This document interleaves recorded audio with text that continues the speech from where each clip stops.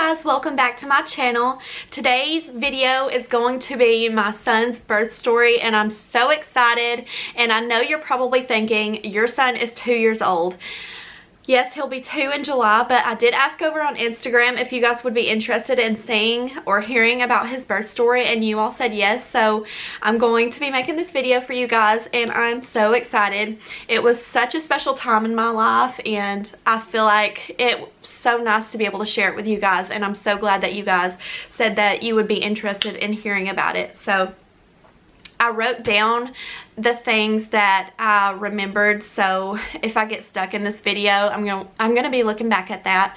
But I remember most of it like it was yesterday because, like I said, it was such a special time in my life.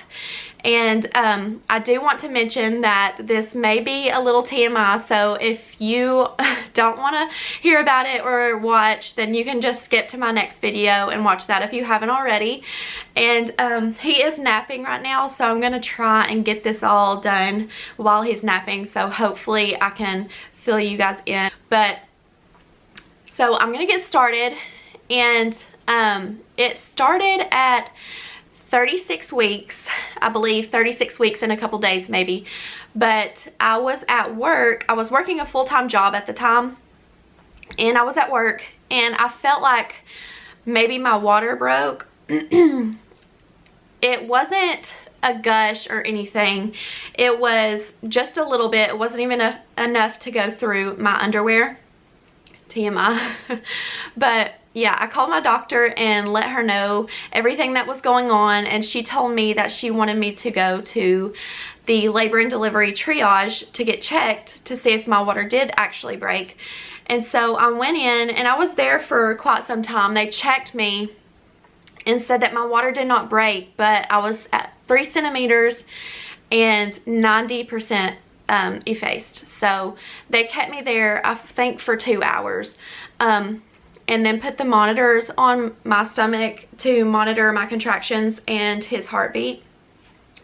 And they said that my contractions weren't consistent, so they weren't worried about it, so they went ahead and sent me home.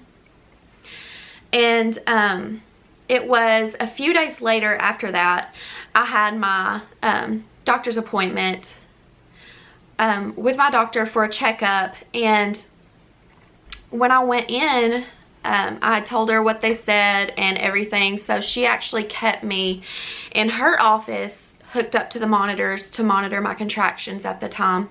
So my doctor noticed that the contractions were picking up a little bit, but they weren't consistent, like they would slow down.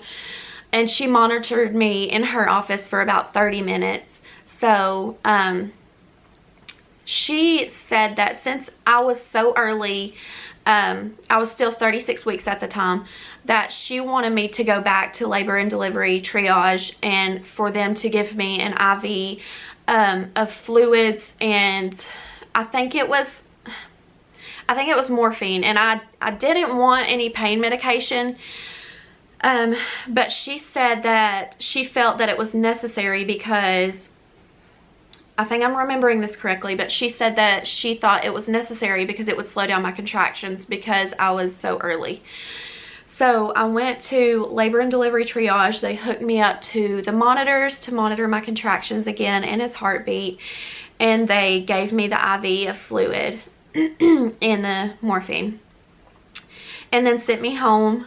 And it helped for a couple days, but then it came back and it started picking up and picking up.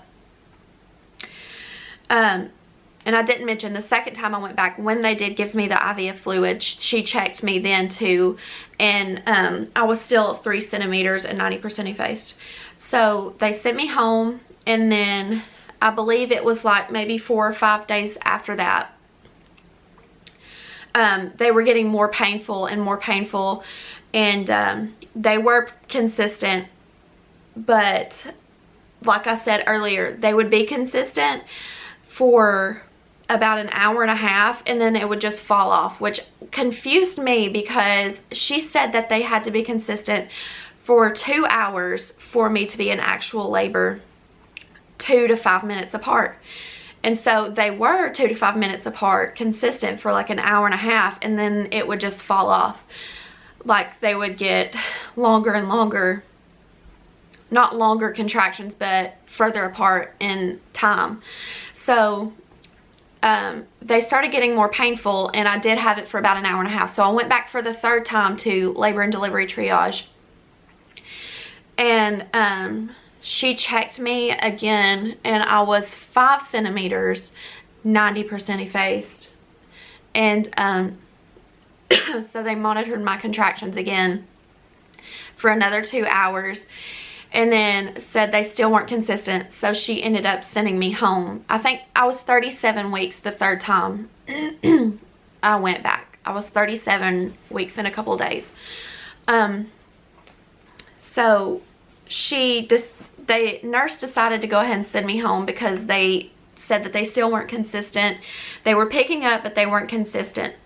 And at this point, my husband Tyler was like getting so frustrated, because they're like, he was thinking, she's already 5 centimeters. Like, why are you sending her home? Because I've always heard that if you're 5 centimeters or more, that they have to keep you regardless, but I guess that's not the case.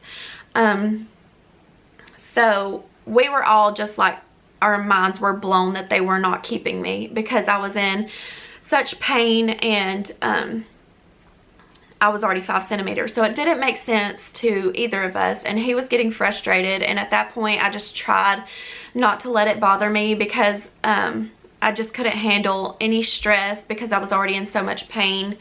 So I just tried to let it, you know, pass over. I figured I would go home. It would be better for me to be at home anyways, to relax. And I think I actually went to my mom's that day. Maybe it was the next day, and she had me walk and walk and walk. So we did that, and it was like painful for me to even walk. And I was wobbling all over the place. Like, it was so painful. I remember it being so painful, and I was in pain for 2 straight weeks. So I feel like it was maybe 3 or 4 days that passed. And no matter how much pain I was in, I was like, I'm not going back to labor and delivery triage, because I do not want to be sent home again. I feel like at this point I was just discouraged, and I felt like if I went back in, they would just send me home. And I didn't want that to happen, because it was just, I didn't want to be disappointed.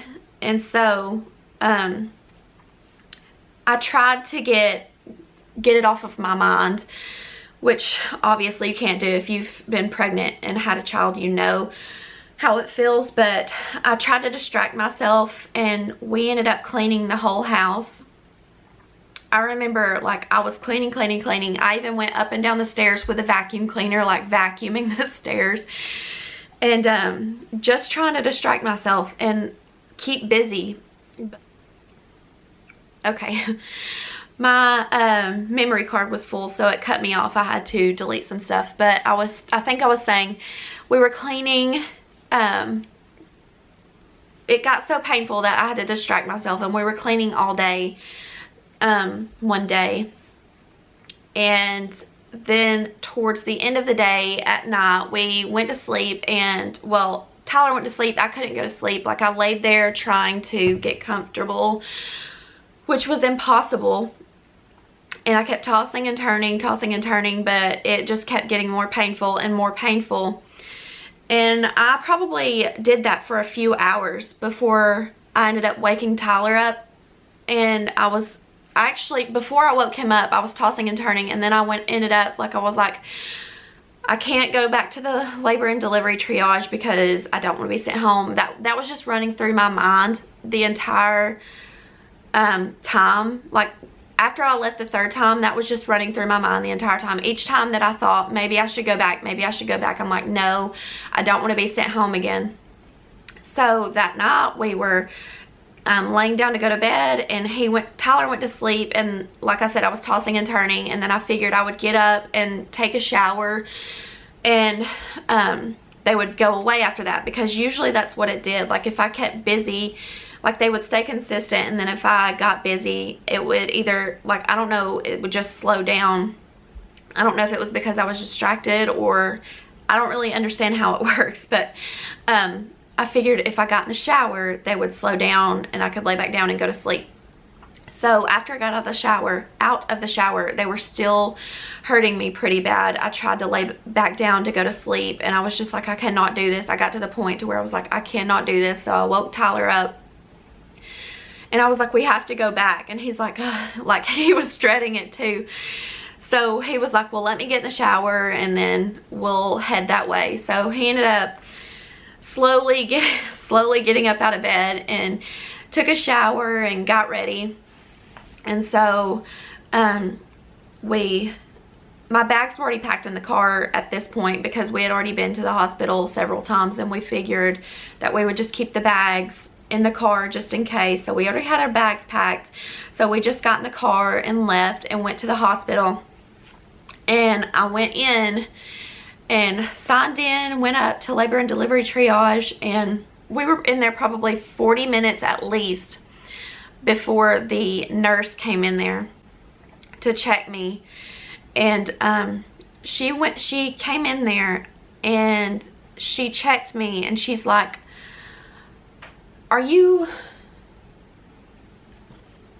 I'm sorry, I just got a message. But anyways, she checked me and she's like, are you planning on having an epidural? And I'm like, yeah, why? She's like, well, you're 9 centimeters dilated. And I raised up. I was like, what? She's like, did that scare you? I'm like, yeah. So she called, she went out of the room. Like, she left everything there on the table, like, after checking me. And I was just like, I sat up, like I was still raised up, and I was thinking, oh my gosh. And I told Tyler, I was like, you need to call Mom, because she was supposed to be my support team too. Like, it was going to be her and Tyler and Tyler's mom in the room. And I was like, you need to call my mom, you need to call your mom and tell them to come now. And so the nurse went out and got 3 more nurses, and they all come back in, hooked me to got my IV in, and was trying to get my fluids hooked up. They rolled me to the labor room that I would be laboring in, and they went ahead and called the anesthesiologist to come back there to give me my epidural right away before it was too late. And they said that they had to get that full bag of fluid in me before I could even get my epidural. So they were like trying to do it as fast as they could. And the nurse even made the comment to me at one point and was like, this is your first baby, you're only 38 weeks. Like, I was 38 weeks to the day, like exactly 38 weeks. And she's like, this is your first baby, you're only 38 weeks. She's like, I'm sorry it took us so long to come back and check you, but she said, I figured that it was your first baby, so you wouldn't be this far along. Which doesn't make sense, because I was 5 centimeters the last time that I went in. So I don't know, but that's just, I remember her making that comment, and I don't know, it just stuck in my head. But yeah, so they did all that. They came in, the anesthesiologist came in, and at this point I was shaking, because you get the shakes right before you're about to deliver. And I was shaking really bad. And another thing that I heard too, that I was shocked that didn't happen the way that it did, was that when they give you your epidural, I either heard that your partner couldn't be in the room with you, or if they were in the room with you, they had to be sitting down while you were getting your epidural. But they actually were telling, I'm remembering as I'm speaking of it. I'm remembering as I'm like talking about it, but they were telling Tyler that he needed, like, I had to hunch over for them to give me my epidural, and they were telling Tyler that he needed to hold me and like support me. And I don't know if it was because I was shaking so much or what, but he kept going. Like, it scared him to death, I think, because I was shaking so much, that he was just like, I can't do it. So the nurse, went over there and held my hands, and she was so sweet. She held onto my shoulders and was like holding me still, or trying to hold me still. And she's like, "It's okay, I got you, I got you." And I just thought that was the sweetest thing. Like, they were all super sweet and supportive, and it just made it so much easier for me to deliver because I had so many people in there supporting me. And so when the anesthesiologist was like putting the, I think it's the catheter, I really don't know, the thing that he puts in before he puts in the needle, he had to like thread it. I don't know, he had to put it in a certain spot, and it wasn't threading right. I don't know if I'm saying this right. I'm not a professional in any way, but he wasn't threading it right. He said it wasn't going in right, so he had to take it out and put it in different spots, and then finally got it to do. Of course, he numbed me before all this, but I don't really know how it works. I'm just like remembering, I'm just telling you what I remember. But he finally got it in, and I feel like it took forever. It was probably only 10-15 minutes, but in my mind it was taking forever because I was shaking and she was holding me, having to talk to me the whole time. And the midwife, my doctor was on vacation. Another thing I forgot to mention, my doctor was on vacation the week that I gave birth, so she wasn't there. The midwife that was supposed to deliver Kyler under her came in the room, and she said that she said that I could start pushing now. She said, "You're still only 9.5 centimeters, that I could start pushing now," while she was there, but she wasn't going to be there long. She's like, "I'm not going to be here long because I have to go to my kids' something." I don't remember exactly what it was, but she's like, "I'm not going to be here long, so if you're wanting me to deliver your baby, then you have to start pushing right now." And I was just like, "Well, there's other doctors here that can deliver the baby, right?" And she's like, "Oh yeah, there's plenty of people here." She's like, "Somebody will be delivering your baby." And I was just like, at this point, like, I don't remember. Like, I was just in a different mindset because of everything that was going on, the pain that I was in. So I was just like, whatever, another doctor can deliver him. So it ended up working out because the doctor that delivered him, he was so nice. He was only in there for the last part of the delivery. Like, the nurse was doing the majority of the work, and he would just come in and like check on me and see how it was going, and then he was in there for the last part. But anyways, so I was probably in there after I'd talked to the midwife that said that she had other things to do.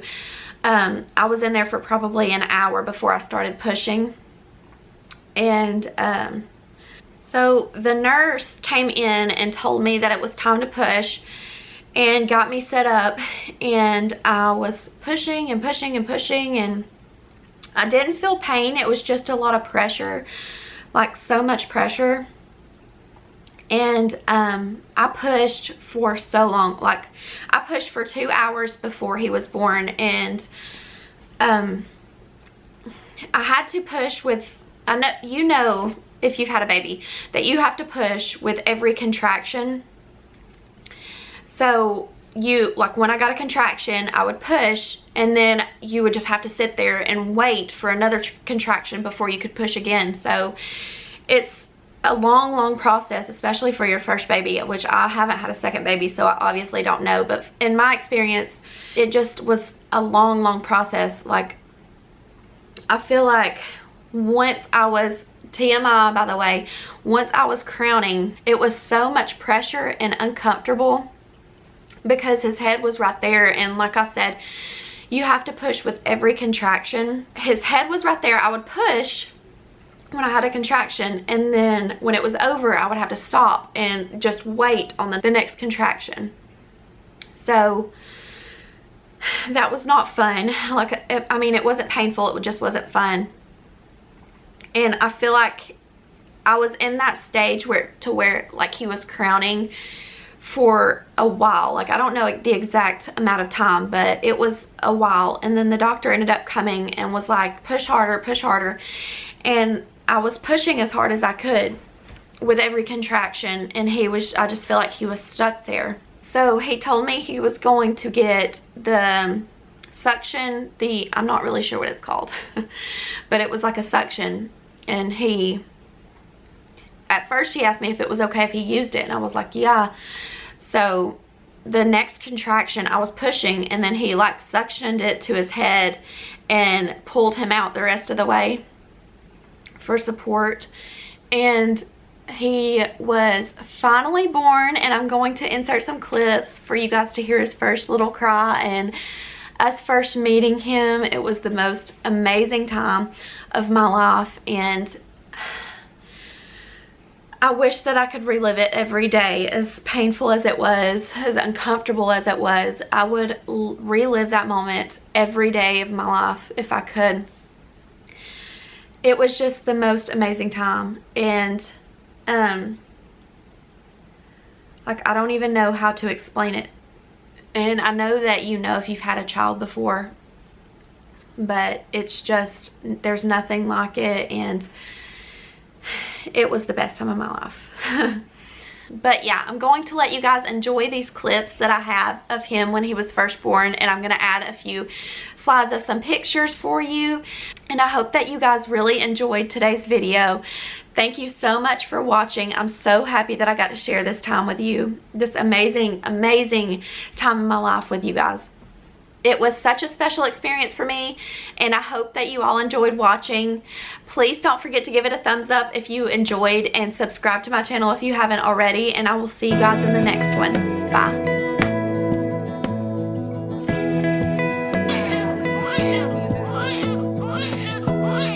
Give me love, give me all your love, oh, 'cause I want you. No one else makes me feel this way, don't know what you do. Hold my hand, could you hold